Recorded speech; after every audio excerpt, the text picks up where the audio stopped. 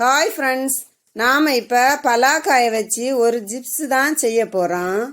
வாங்க அதை எப்படி செய்கிறதுன்னு பார்ப்போம்.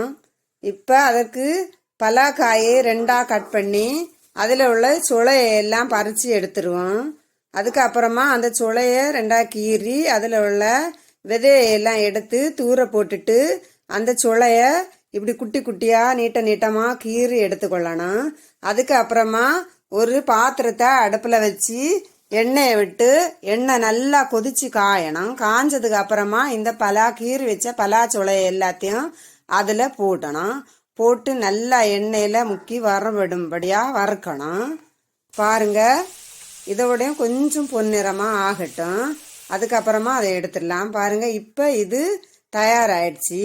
இதை இப்போ நம்ம தனியாக ஒரு பாத்திரத்தில் எண்ணெயை வடிகட்டி மாற்றி எடுத்து வைத்து கொள்ளுவோம்.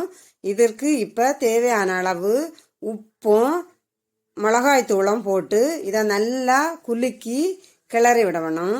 இந்த மிளகாத்தூளும் இந்த உப்பும் எல்லா இடமும் படும்படியாக குலுக்கி எடுத்துக்கொள்ளணும்.